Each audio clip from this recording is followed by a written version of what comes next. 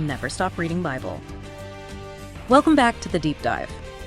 Today we're really getting into two, incredibly profound ancient texts, Isaiah chapter 23 and chapter 24. Okay, let's unpack this then, starting with Isaiah 23. It introduces Tyre, an ancient powerhouse, right? Just thriving on trade. You could almost picture it like the New York or London of its day, a global hub. So the big question is, how could a place like that, so dominant, actually face a downfall? Well, what's really striking is how the text connects Tyre's huge wealth directly to its undoing. It wasn't just having the money, It was the arrogance that came with it, this feeling of being untouchable almost.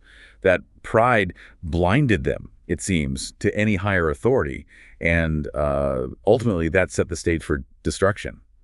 And, this wasn't just Tyre's issue alone. The ancient world was surprisingly connected.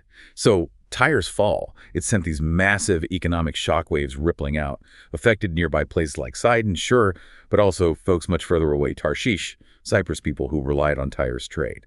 It really shows that powerful ripple effect, how one nation's fate could impact, almost the known world back then. That kind of systemic risk, even way back then. It really makes you think about our own interconnected world today, doesn't it? Absolutely. Does the text sort of paint a picture of how bad that fallout was, the panic? Oh, it does. It describes the sheer panic, the mourning.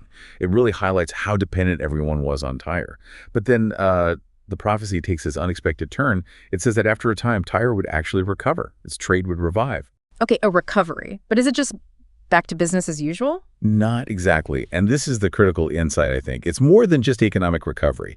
It suggests a spiritual shift. The text indicates this revived trade wouldn't be for their own glory anymore, but would actually benefit those aligned with God. Imagine like a huge corporation suddenly dedicating its profits to, divine purposes. That's the kind of radical change predicted here. Wow, that's quite a turnaround, a redemption story almost. But you mentioned earlier that specific events in Isaiah often point to bigger things, right? Universal truths. So after looking at one city's fate, how does chapter 24 then zoom out? It brings in this idea of the day of the Lord. For listeners maybe not as familiar, what exactly does the day of the Lord mean in this context? It sounds pretty epic. It's pretty epic, yeah. And it's a theme you see popping up elsewhere in the prophets. The day of the Lord generally signifies a time when God intervenes directly, decisively, often involving judgment on wickedness, but also deliverance for his people, and ultimately establishing his own rule. So in chapter 24, the judgments we see on specific nations like Assyria or Tyre that we just talked about, they're almost like examples, or maybe foreshadowing. They show God's consistent standard of justice, setting the stage for this ultimate global judgment that Isaiah describes. And the text makes it clear, in this final judgment, status doesn't matter. High or low, rich or poor, no advantage. Because it's the whole world that's seen as declining under this judgment. The whole world declining. Okay, so if human power structures don't matter, what's the reason given? Why this worldwide judgment? What did they do? The text is pretty direct. It says the earth is defiled by its inhabitants. And that's likely not just, environmental damage as we think of it today, but a deep moral corruption.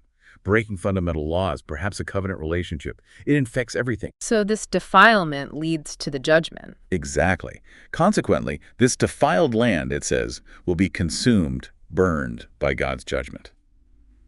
Now, there are sounds of praise mentioned, but the text clarifies this isn't the sound of the current reality during the judgment.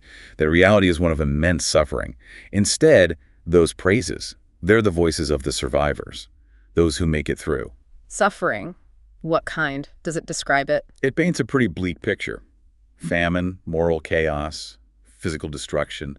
Like the very foundations are shaking, joy is gone, security vanishes. Grim. But you said there are voices of praise, so even in the middle of all that chaos and suffering, there's still hope. Yes, precisely. That's what endures, it seems.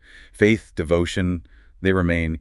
Even when everything else is crumbling, it kind of sets the stage for what happens next. Right. So bringing it all together then, what's the ultimate conclusion after all this judgment and suffering? Well, the chapter concludes by explaining that God himself is the one carrying out this judgment.